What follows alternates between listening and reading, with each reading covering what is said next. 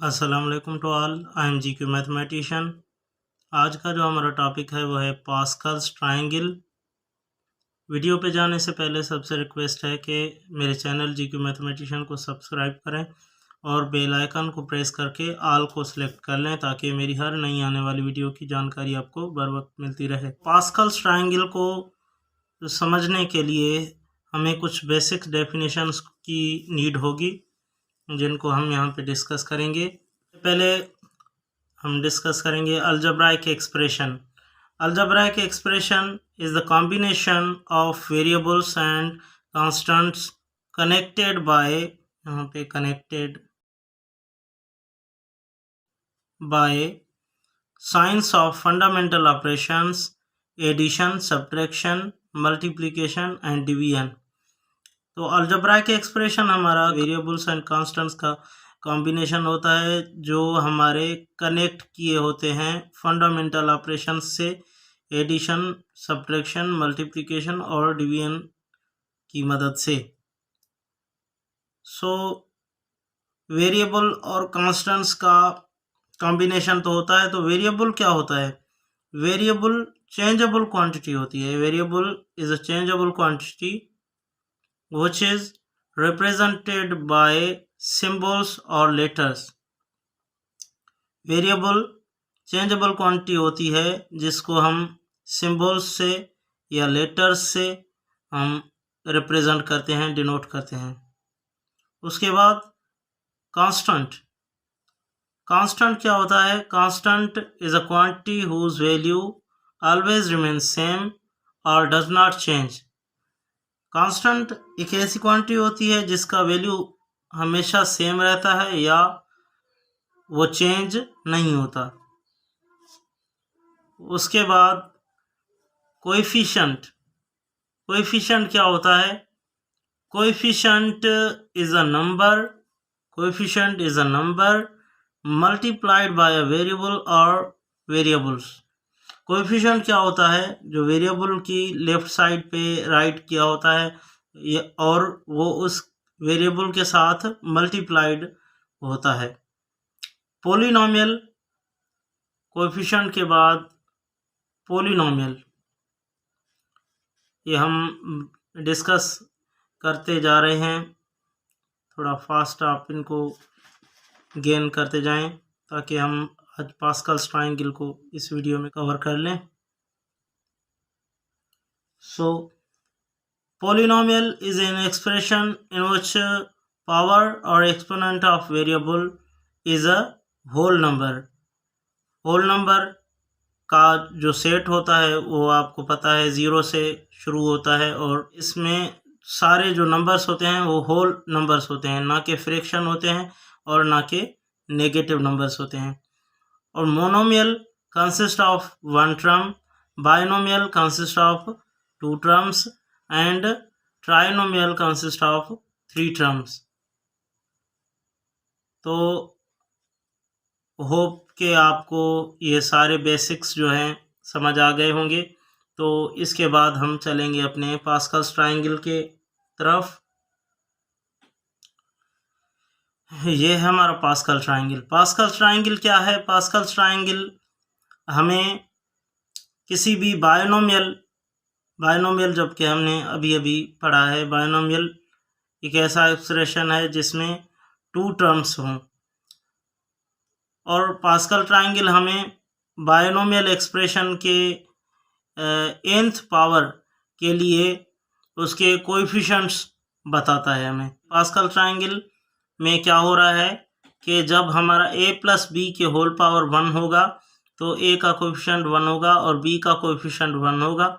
और अगर हमारे पास a प्लस बी का होल पावर 2 हो जाए तो हम क्या करेंगे? इस 1 के बाहर भी 1 रखेंगे, इस 1 के बाहर भी 1 रखेंगे और इन मिडिल वाले टर्म्स को जो है ऐड करेंगे हम। 1 और 1 2 हो जाएंगे। और इसके आगे हमारे पास है a plus b whole power 3, तो हम इसके बाहर 1 रख देंगे, इसके बाहर भी 1 रख देंगे और इन बीच वाले टर्म्स को 2 और 1, 2 प्लस 1 3 एंड यहाँ पे भी 2 प्लस 1 3 हो जाएगा। और a प्लस बी अगर होल पावर 4 हमारे पास आ जाए तो हम इसके बाहर भी 1 रखेंगे, इसके बाहर भी 1 रखेंगे और इन बीच वाले टर्म्स को हम ऐड करेंगे। 3 + 1 4, 3 + 3 6 और ये 3 + 1 4। तो ये हमारे पास कुछ रिजल्ट्स आ गए हैं। क्योंकि पास्कल्स ट्रायंगल हमारा कुछ हद तक कुछ लिमिटेशंस के अंदर हमारा पास्कल्स ट्रायंगल काम करता है, लेकिन जब n is very larger than it is not applicable. तो हम क्या कर रहे हैं कि मैंने ये फार्मूले आपके लिए बनाए हैं। अगर हमारा a + b होल पावर 1 होगा तो कोएफिशिएंट्स होंगे हमारे 1 1, तो यहाँ पे हमारा फार्मूला बन जाएगा a + b। और अगर हमारे पास है a + b होल पावर 2, तो हम क्या करेंगे, हमारे पास कोएफिशिएंट्स होंगे 1 2 एंड 1, तो यहाँ पे 1 और यहाँ पे 2 और यहाँ पे 1। और a जो है हमारा पहला जो टर्म है, फर्स्ट टर्म a पे हम सबसे बड़ा पावर जो है यहाँ पे 2 है, 2 देंगे a पावर 2, और यहाँ पे b पावर 0 है। b पावर 0 1 के इक्वल होता है, तो वो 1 a स्क्वायर से यहाँ पे मल्टीप्लाइड है।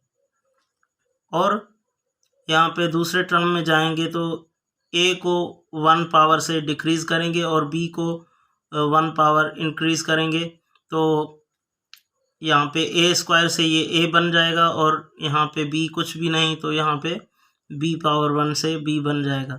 और यहाँ पे हमारा a जो है आगे जाके a पावर 0 बन जाएगा, जो कि a पावर 0 = 1 होता है, और इस टर्म के साथ हमेशा 1 जो है मल्टीप्लाइड रहेगा।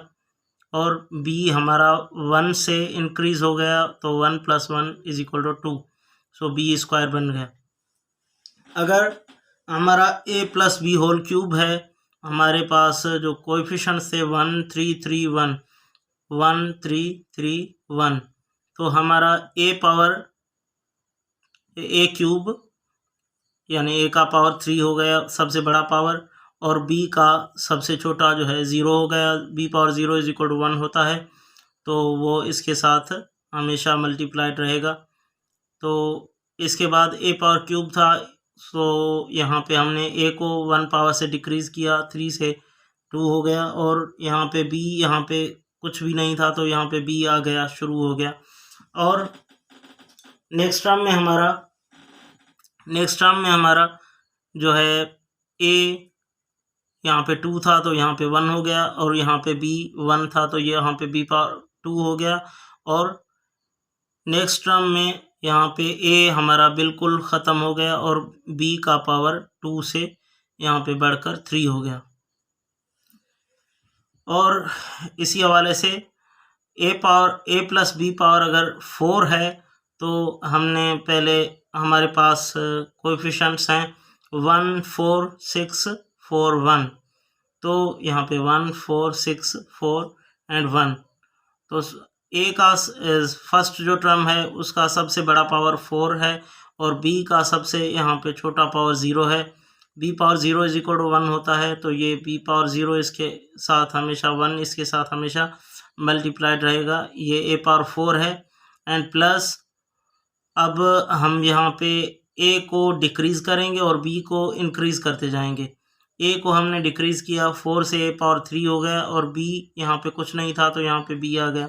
और यहाँ पे a यहाँ पे क्यूब था, तो यहाँ पे स्क्वायर हो गया, और यहाँ पे b पावर 1 था, तो यहाँ पे b भी स्क्वायर हो गया। तो इसके बाद हमारे पास यहाँ पे a स्क्वायर था, तो a हमारा डिक्रीज़ होके a पावर 1 हो गया, और b स्क्वायर था, तो b हमारा इंक्रीज़ होके b पावर क्यूब हो गया, b क्यूब हो गया। और उसके बाद हमारा a यहाँ पे 1 है, तो यहाँ पे a हमारा a पावर 0 हो गया, a पावर 0 यानी 1, वो b पावर 4 से हमेशा मल्टीप्लाइड रहेगा। और यहाँ पे b क्यूब था, तो b का क्यूब का 1 पावर जो है इंक्रीज़ होके b पावर 4 बन गया। तो होप के स्टूडेंट्स आपको ये पास्कल्स ट्रायंगल से फार्मूला बनाना समझ आया होगा। So thanks for watching. Subscribe to my channel, like, comment and share with your friends.